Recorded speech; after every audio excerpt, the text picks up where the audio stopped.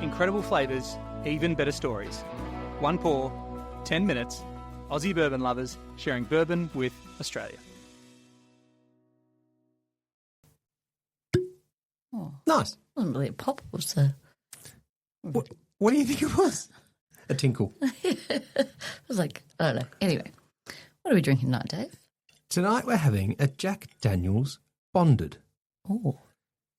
It's a relatively new release. They released this in, I think, May 2022, so fairly new for Jack Daniel's, given that Jack Daniel's been around for a long time. Yeah. Well, it's a very recognisable label. Oh, Jack Daniel's. What? It is, you're right. Jack Daniel's is a very recognisable label. Yeah. Cheers. Cheers. Well, Sorry, the to bonded state the expression is obviously very new. May 2022, that's what I was kind of referring to. Yeah. But, so this one is bonded. Do you know what bonded means? Yes, it is. Well, I know some of it. I might get some of it wrong. But they brought in like a law basically to control the quality of bourbon or whiskey. And it's got to be made in one season by one distiller at one distillery.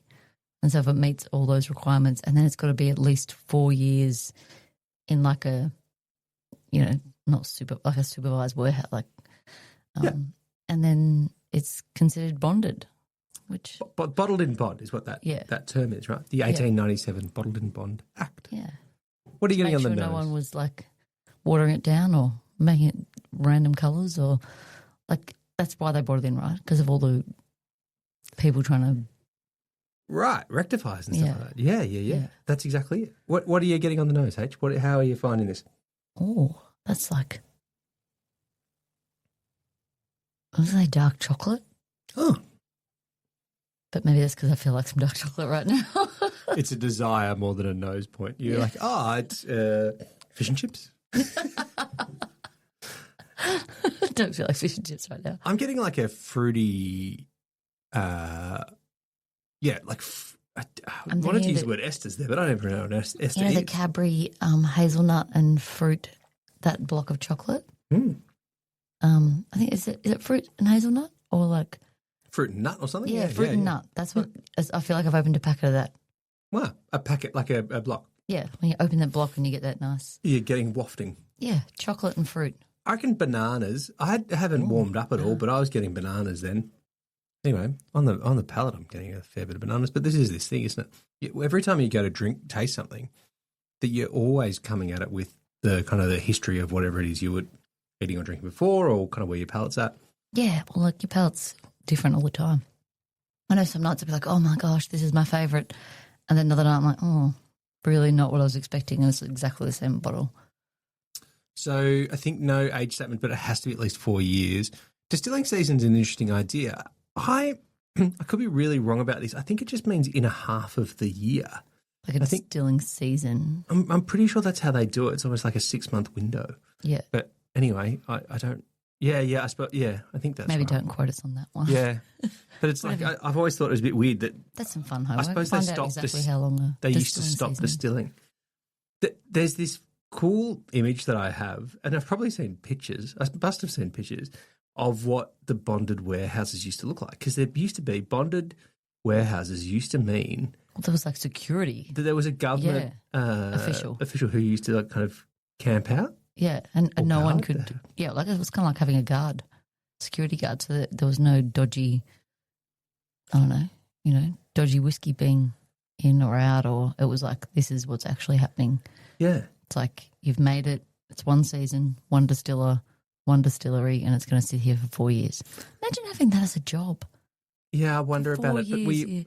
But you're supposed to be kind of just monitoring to make sure no one... Do you reckon part of it was sampling the goods? I'm trying to remember, what is that person's job?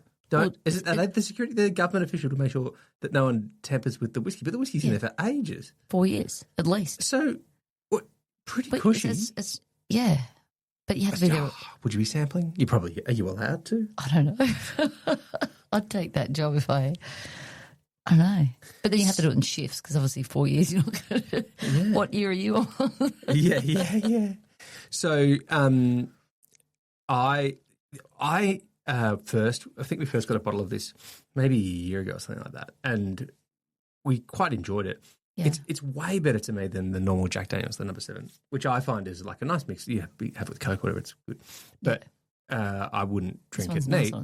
But by itself, it's quite good. And I was reading just online before that some people kind of propose that Jack Daniels make great stuff. Yeah. Just the old No.7 is not that good. Yeah. Like it's into drink by itself. Yeah, well, I think it's made as a easy whiskey to mix with other things. It's the old recipe, I suppose. But there's this kind of idea that this particular one, as long as it's kind of like, when you get to a high proof, it's nice. Jack Daniels is a Tennessee whiskey, so it ticks all the boxes for a bourbon, but then it ticks the extra box to make it Tennessee whiskey. What's the extra box? Oh, you see, you jumped in before I could do the trivia question. Do you know at home? Let's play the music. It's called the Lincoln County process. It's the charcoal filtering. Oh, okay. The maple charcoal filtering, so that it kind of drips through. When you do the Jack Daniels, you can see it. It's dripping through these big kind of like massive. So that makes it Tennessee whiskey. Yeah, well, I mean, this has to be made in Tennessee as well to be able to do that, to kind of claim obviously. that. But the one distinction that Tennessee whiskey has over bourbon is that it follows all the rules of bourbon and then it does this extra. Which therefore makes it not a bourbon, it becomes a Tennessee whiskey. No, wait, it is definitely still a bourbon. It's like all bourbon is whiskey, but not all whiskey is bourbon. It's that thing. All Tennessee whiskey is bourbon. Also, it's not bourbon, all but it's got an whiskey. extra kind of rule that they have to follow to make it Tennessee whiskey. You won't see the word bourbon on a Jack Daniels bottle. How come? Because they claim the Tennessee whiskey category. That they kind of say we're kind of better than that, or like we have this extra thing. And this is true as well. Like there's a lot. There's a handful of Tennessee whiskies that do this thing. Yeah. But of course, fundamentally, you can't argue with the idea that to be a Tennessee whiskey, you have to follow the rules of bourbon in the first place. Yeah. Yeah. So there you go. There you go. What was it? As soon as you say Tennessee whiskey, I just get a song in my head. You get in the... I'm not going to sing. Don't worry. You can sing if you like to, but I'm not going to. Boom, boom, boom, boom. Is there a bottle and bond that you think is the best? Because there's this thing, Bernie Lovers from Heaven Hill is like, in my mind, every time I hear bottle and bond, I hear Bernie Lovers speaking about how important it is to appreciate how good bottle and bond is. Yeah, well, they've got to follow like all those rules, so it's kind of like there's that extra effort. Well, yeah. Well, yes, this is true. Yeah, and you often see the extra bit of tape across the top of the. And is it 50? Like it's got to be 50% alcohol. I think it has to. Does it have to be exactly, or does it have to be a minimum? But that always is 50. I don't know. Yeah, you're right. It has to be 100 proof. Yeah. So it's always. As far as I can tell, it's always 50. Yep. So do you have a favourite? Look at you skirting around the question. I don't know. You're cheating. Just staring at the shelf. I like all of them. Okay. Do you have a favourite, Dave? This is a bad answer actually, but because no answer's bad. It's bourbon. Do you know what one of my favourite bottle in bonds is? Is that really little one we got from Old Forester? Oh, That's that little, it's a special release one. Yes. And I often come in here and I'm good. staring at those bourbons and I'm often like, oh, I'd love a bit of that, but there's such a small bottle and there's not very much of it. I don't think I should have that. So I think, I don't know if I've ever had a bad bottle in bond. That's what I'm trying to rack my brain to go, is there one I don't like? Might be easier to find than I do, but... There's one up there I didn't like very much.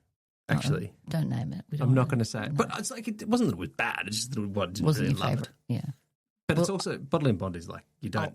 It doesn't mean it's the best whiskey ever. Happily have another Jack Daniels bottle and bond because that's good. Do you know whose bottle and bond was really off the chain? Was the Larrikin one? Remember they came out? Oh, theirs was amazing. When they first launched it, like rebranded as Larrikin, they kind of went nuts with that. Oh, I remember that. We had the first Kentucky Bourbon Festival. Yeah. Yes. Oh, the first was the one that we went to. The first one we went to, not the first. They're up to like the 35th this year. Yeah, but we haven't been to 35. It's kind of no, I'm just like they're celebrating them. Yeah. Anyway, so that'll be fun to go to. But here's to the people who follow all the hard rules, even though they're not that easy to follow. And we can do hard things. Bottle things in bond. Cheers. Cheers. Thanks for listening. Make sure you're connected with us on TikTok, Instagram and YouTube, and stay connected with us by clicking subscribe on your favourite podcast app.